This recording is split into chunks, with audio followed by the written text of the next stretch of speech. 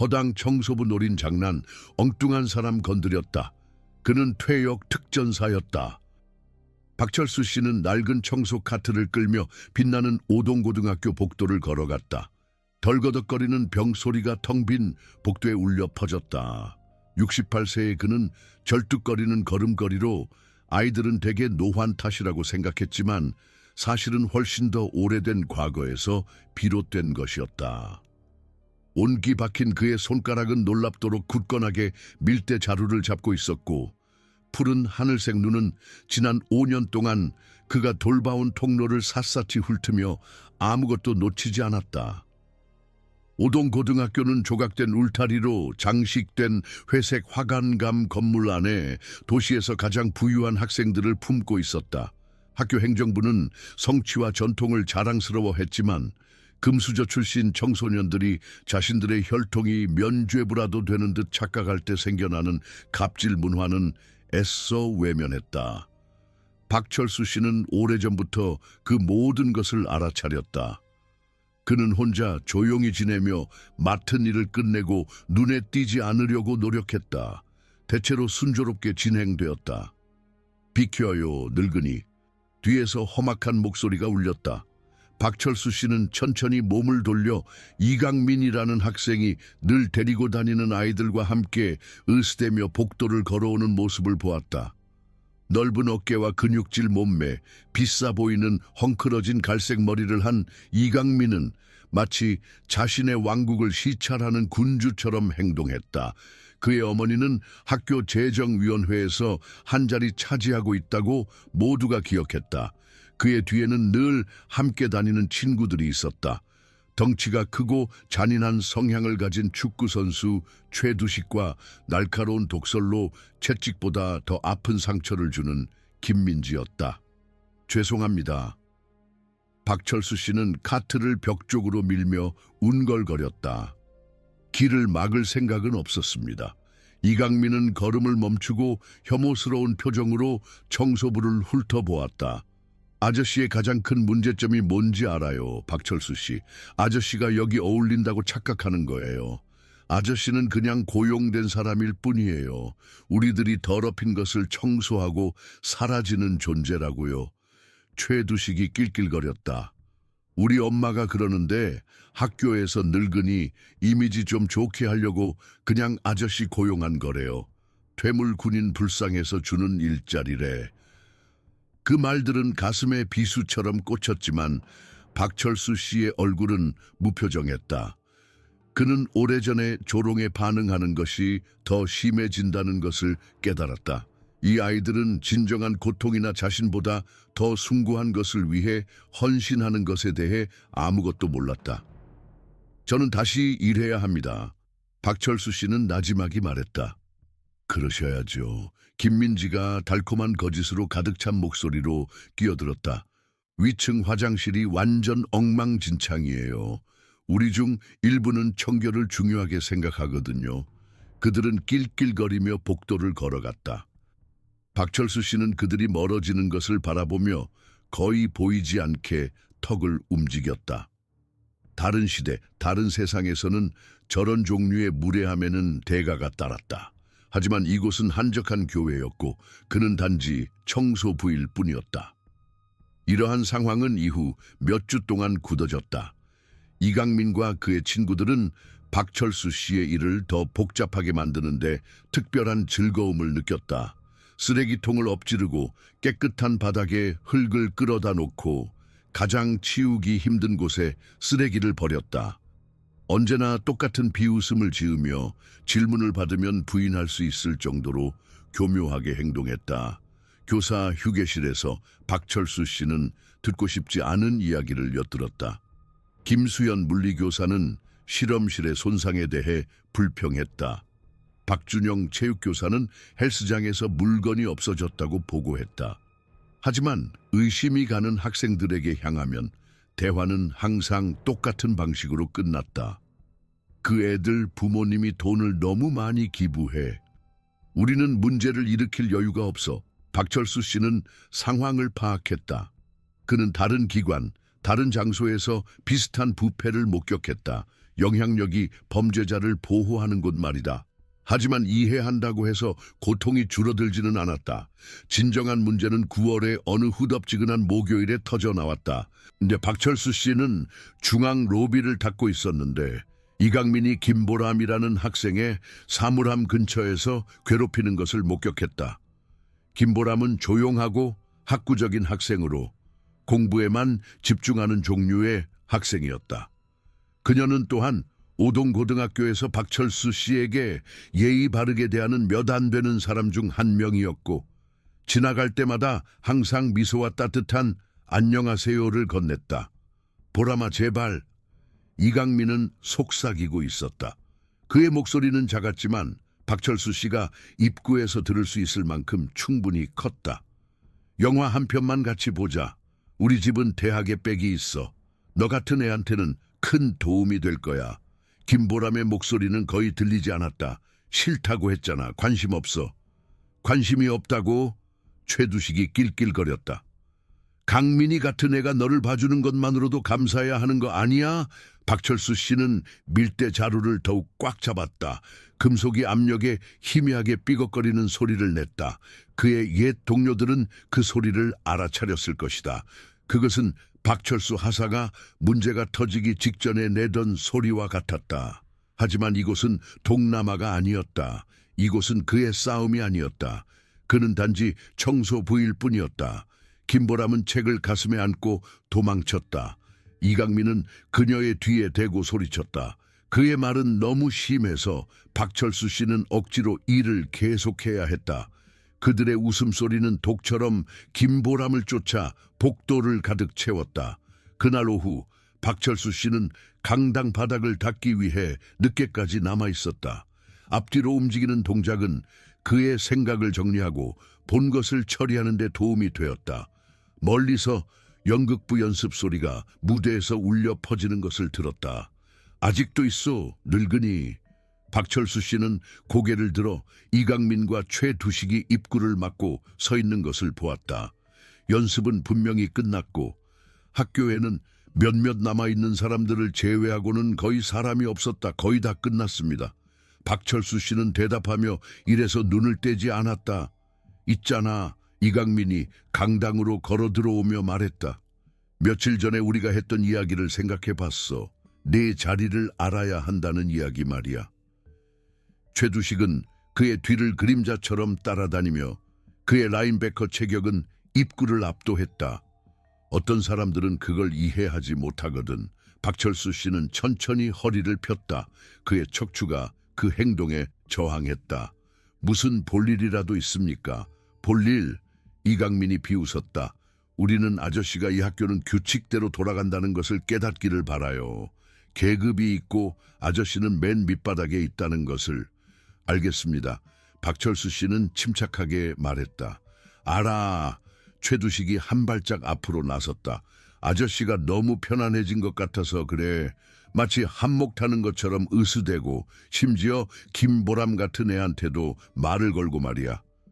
김보람의 이름이 언급되자 박철수 씨의 가슴에 차가운 분노가 솟아올랐다.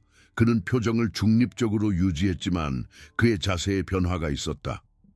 수십 년간의 군사훈련은 그에게 시나리오를 읽고 위협을 평가하고 피하기를 바라면서도 갈등에 대비하는 방법을 가르쳐 주었다. 저는 제 일을 합니다. 박철수 씨가 말했다. 다른 사람들을 괴롭히지 않습니다. 하지만 아저씨는 누군가를 짜증나게 하고 있어. 이강민이 맞받아치며 더 가까이 다가왔다. 아저씨는 나를 짜증나게 하고 있어. 내 친구들과 나는 아저씨가 교훈을 배워야 할 때라고 생각해.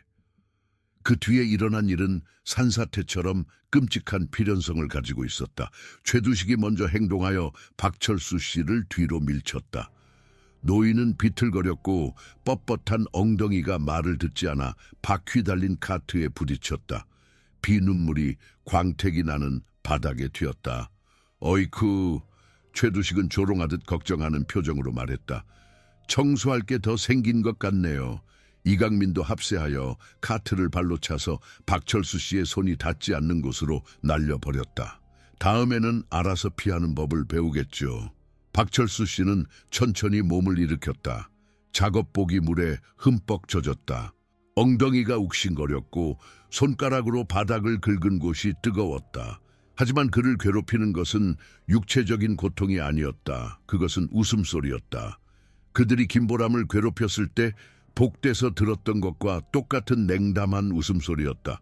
이제 끝났습니까? 박철수 씨는 가슴 속에 끓어오르는 분노에도 불구하고 단호한 목소리로 물었다. 이제 막 시작한 거야. 이강민이 웃었다. 그는 스마트폰을 꺼내 바닥에 쓰러져 있는 박철수 씨의 사진을 찍었다. 이건 온라인에 올라갈 거야. 학교 이사회에서 청소부를 교체해야 한다는 것을 깨닫게 될지도 모르지. 그날 밤 박철수 씨는 느티나무 거리에 있는 빵집 위 작은 아파트에 앉아 긁힌 손가락과 욱신거리는 엉덩이를 치료했다.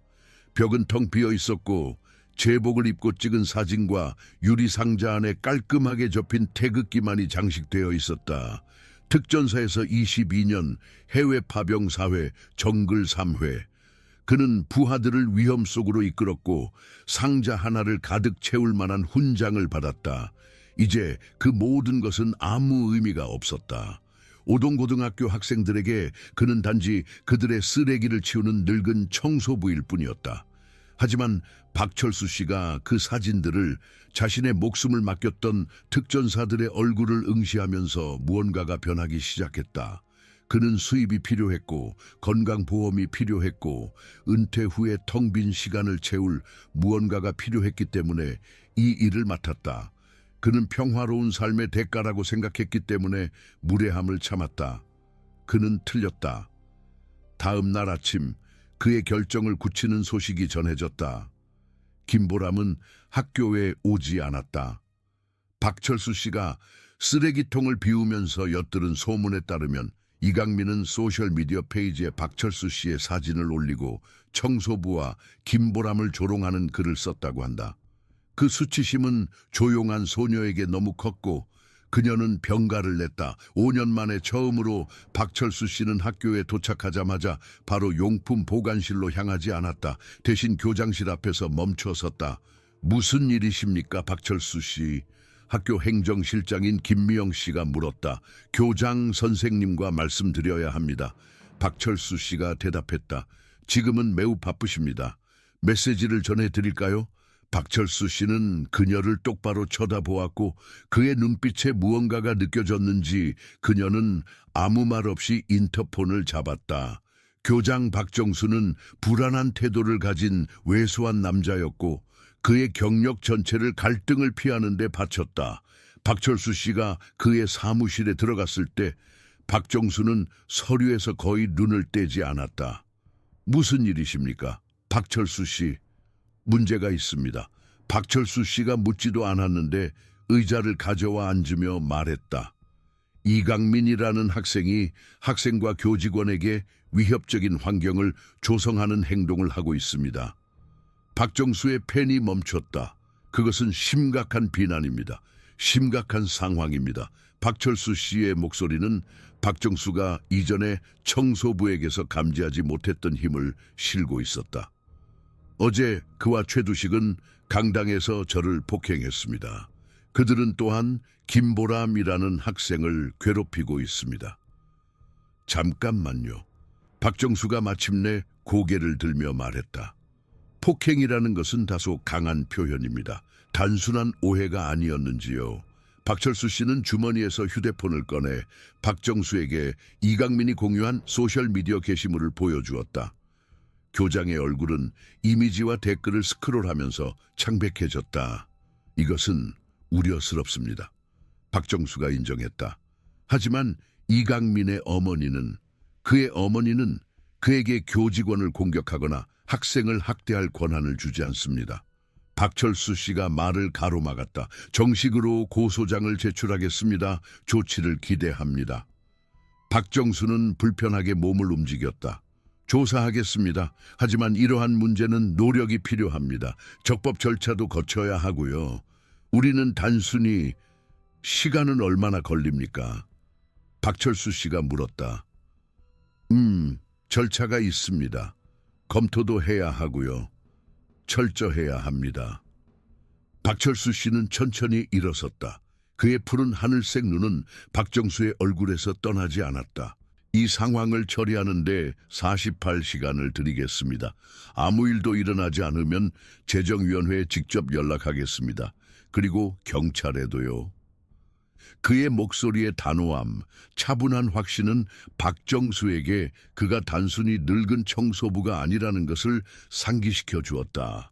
그는 전쟁 지역에서 특전사를 지휘했고 금수저 10대들을 놀이터 싸움꾼처럼 보이게 만드는 적들과 맞섰던 사람이었다. 알겠습니다. 박정수가 더듬거렸다. 박철수 씨는 몸을 돌려 떠나려다가 문턱에서 멈췄다. 한 가지 더 말씀드리겠습니다, 교장 선생님. 김보람은 이 학교에서 안전하다고 느낄 자격이 있는 훌륭한 학생입니다. 선택을 하실 때 그 점을 기억해 주십시오. 다음 날 김보람은 학교에 돌아왔지만 분위기는 긴장되어 있었다. 박철수 씨가 교장과 만났다는 소식이 어떻게든 새어나갔고 이강민은 경로했다. 그는 점심시간에 물품 보관실에서 박철수 씨를 구석으로 몰아넣고 분노로 얼굴이 붉어졌다. 똑똑하다고 생각하는 거야, 늙은이. 이강민이 침을 뱉었다. 고자질쟁이처럼 교장한테 달려가다니 내 불쌍한 인생에서 최악의 실수를 한 거야. 박철수 씨는 침착하고 조용하게 용품을 정리했다. 해야 할 일을 했을 뿐입니다. 해야 할 일? 이강민이 더 가까이 다가왔다. 네가 해야 할 일이 뭔지 보여주지. 우리 엄마는 이미 교장한테 전화했어. 무슨 일이 일어났는지 알아? 아무것도. 왜냐하면 교장은 누가 밥줄인지 알고 있거든. 최두식이 문에 나타나 박철수 씨의 탈출을 막았다. 청소부는 그냥 청소나 할 것이지. 교장은 널 영원히 보호해 줄 수 없어. 이강민이 말을 이었다. 그리고 그가 없을 때, 카메라가 없을 때, 증인이 없을 때, 그때야 윈스럽 가문을 건드린 사람들에게 무슨 일이 일어나는지 깨닫게 될 거야. 박철수 씨는 그들 둘을 마주보며 몸을 돌렸다. 잠시 동안 그의 눈에 무언가가 스쳐 지나갔고 최두식은 억지로 한 걸음 물러섰다. 그것은 실제 폭력, 실제 결과, 실제 전쟁을 본 사람의 눈빛이었다. 하지만 그 순간은 지나갔고 박철수 씨는 다시 청소부가 되었다. 저는 제 일로 돌아가야 합니다. 그가 나지막이 말했다. 그들은 그를 지나가도록 허락했지만 그들의 낄낄거리는 소리가 복도를 따라 그를 따라왔다. 마지막 결정타는 3일 후에 도착했다. 박철수 씨는 방과 후의 도서관에서 진공 청소기를 돌리고 있었는데 옆 기술실에서 목소리가 들렸다. 얇은 칸막이를 통해 그는 김보람의 목소리를 알아차렸다. 두려움에 떨고 있었다. 제발 그냥 내버려둬. 너희들에게 아무 짓도 안 했잖아. 아무 짓도 안 했다고. 그것은 이강민의 목소리였다. 가짜 순진함이 뚝뚝 묻어났다. 네가 우리 친구를 교장한테 찍히게 만들었잖아. 그건 확실히 뭔가 잘못한 거지. 박철수 씨는 장비를 내려놓고 조용히 기술실로 향했다. 문을 통해 그는 김보람이 공간 뒤쪽 구석에 몰려있는 것을 볼 수 있었다. 그녀는 배낭을 방어적으로 들고 있었다. 이강민과 최두식은 그녀와 출구 사이에 자리를 잡고 있었다.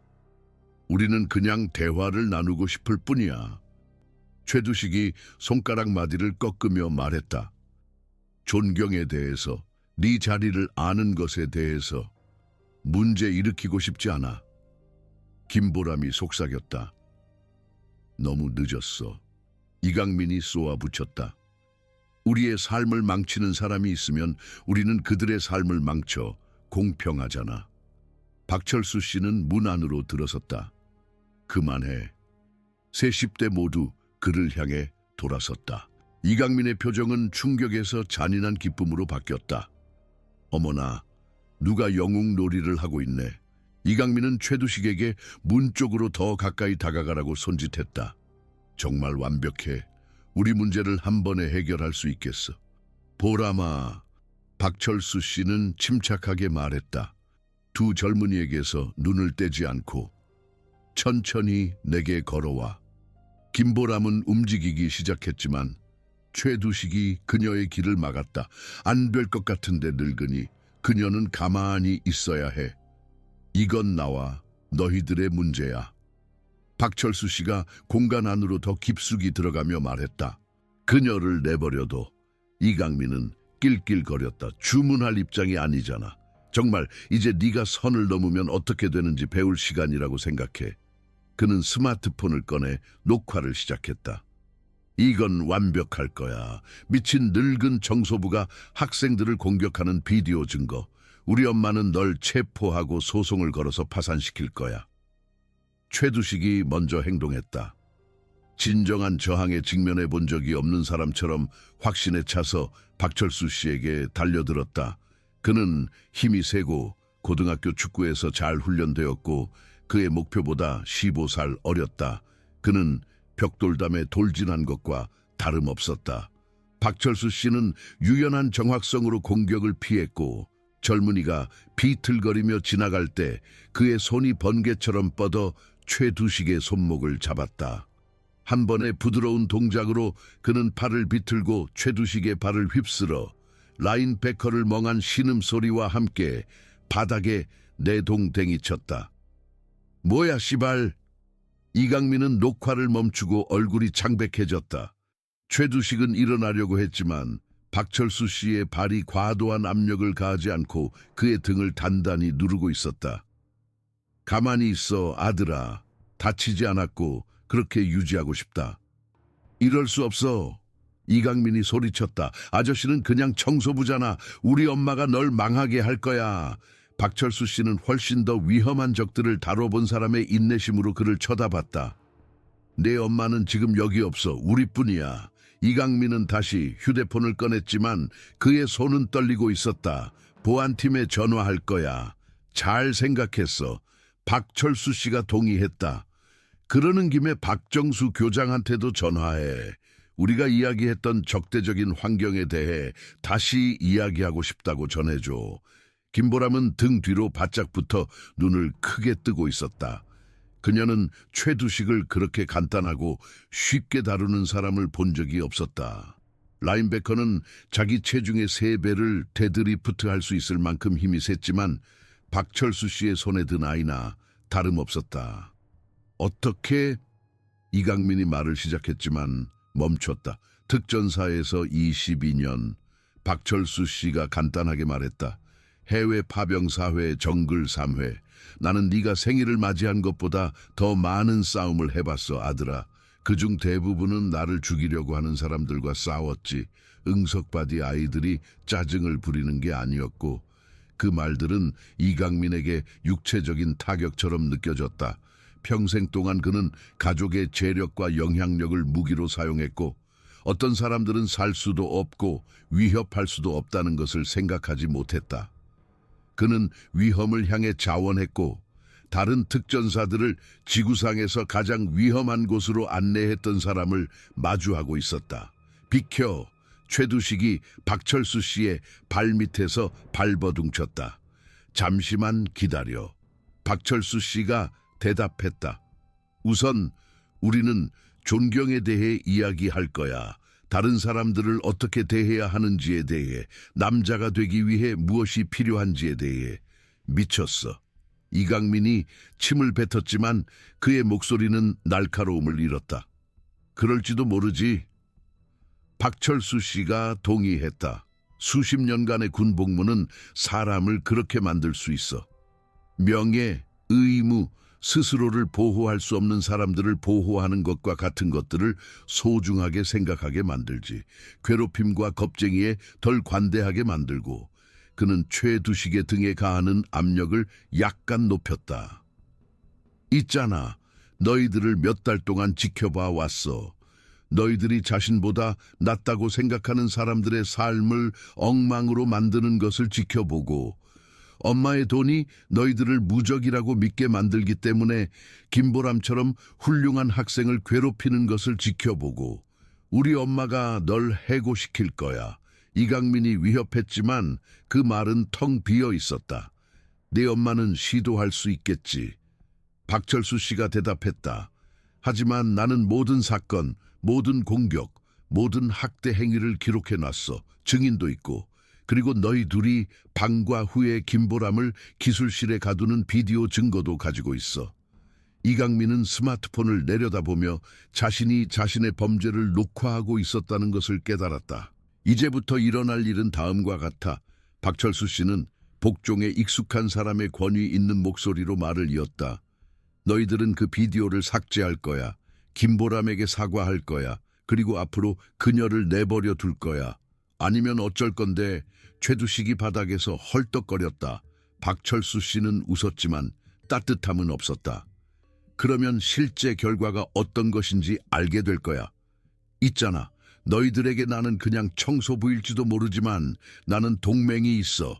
법집행기관에 있는 동맹, 군대에 있는 동맹, 특권층 아이들이 원하는 대로 할 수 있다고 생각하는 것을 용납하지 않는 동맹. 최두식의 힘든 숨소리를 제외하고는 공간은 고요해졌다. 김보람은 학교에서 가장 두려운 불량배 2명이 무해하다고 생각했던 사람에 의해 겁에 질린 아이들로 변하는 것을 지켜보며 매료되었다. 보람아. 박철수 씨는 이강민과 눈을 마주친 채 부드럽게 말했다. 괜찮니? 그녀는 고개를 끄덕이며 목소리를 찾았다. 네, 감사합니다. 잘했어. 집에 가는 게 어때? 내 생각에는 이 아이들과 나는 대화를 끝내야 할 것 같아. 김보람은 짐을 챙겨 문 쪽으로 서둘러 향했고 뒤돌아보며 경외심에 가까운 눈빛으로 박철수 씨를 바라보며 멈춰섰다. 박철수 씨, 감사합니다. 모든 것에 대해서요. 그녀가 떠난 후 박철수 씨는 마침내 최두식의 등에서 발을 뗐다. 라인베커는 당혹감과 분노로 얼굴이 붉어진 채 허둥지둥 도망쳤다.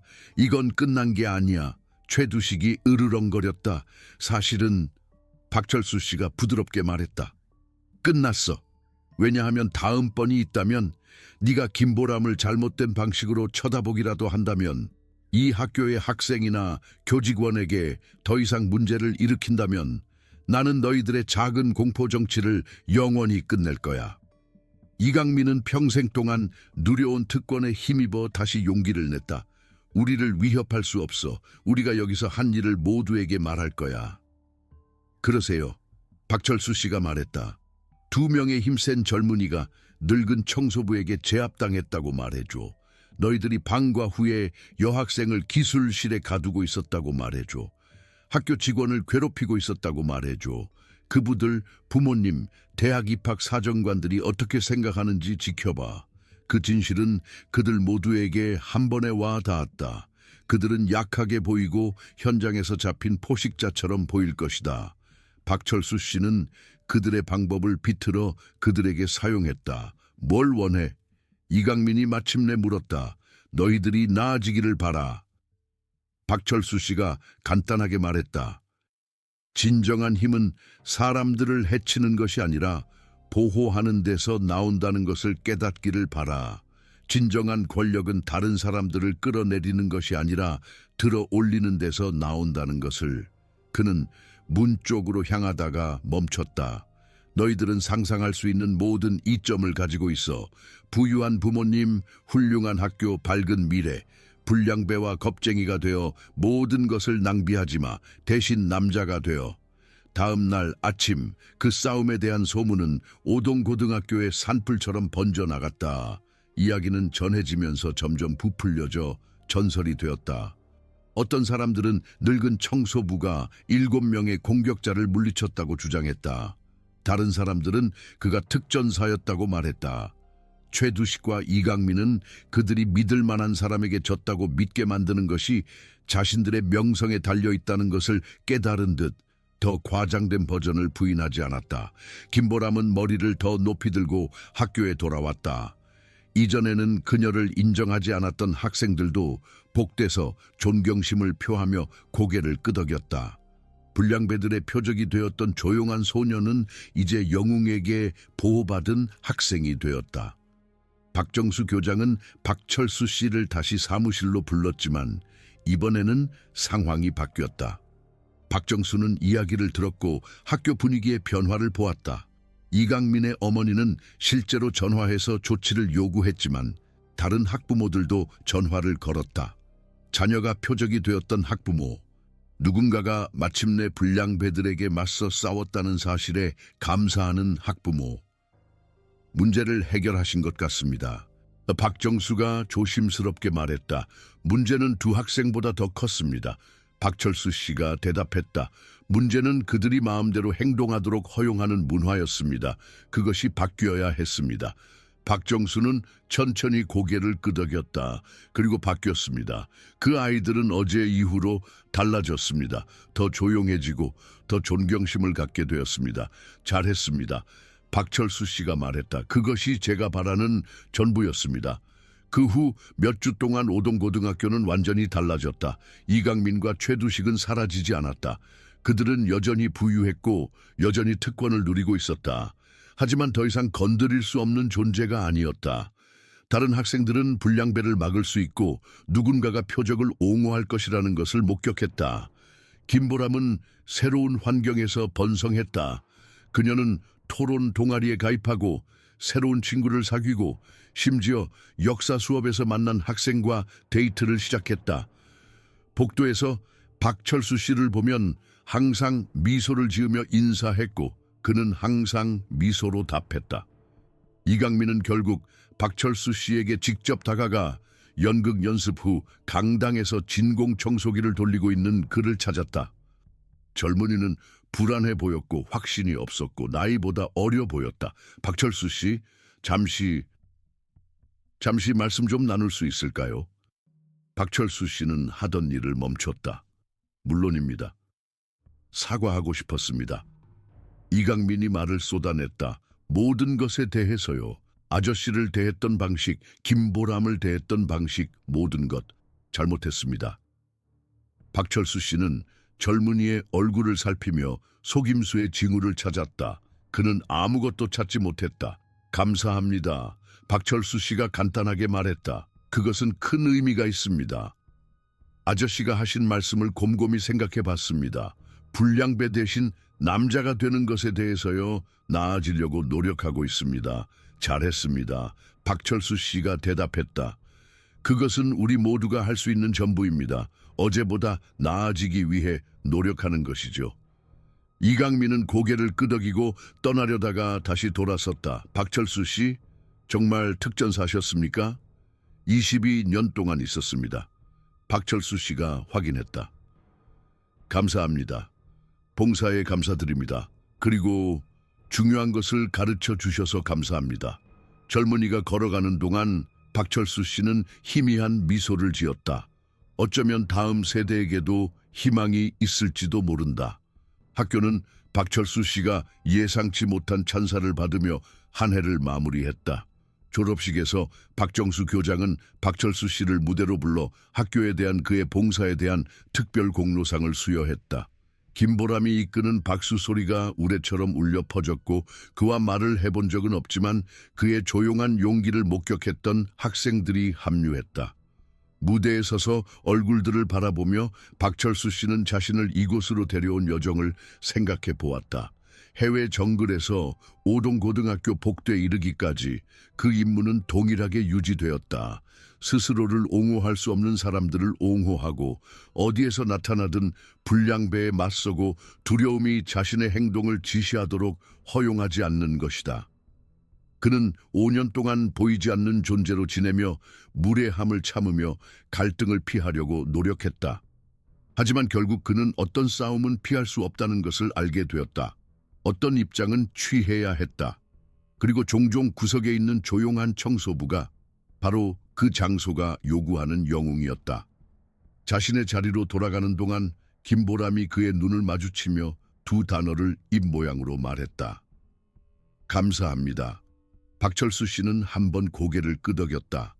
그의 수년간의 복무, 의무에 대한 그의 헌신, 그리고 모든 사람이 존경과 존엄성으로 대우받을 자격이 있다는 그의 믿음의 모든 무게를 담고 있는 몸짓이었다. 그는 여전히 단지 청소부였고 여전히 다른 사람들의 쓰레기를 치우는 사람이었다.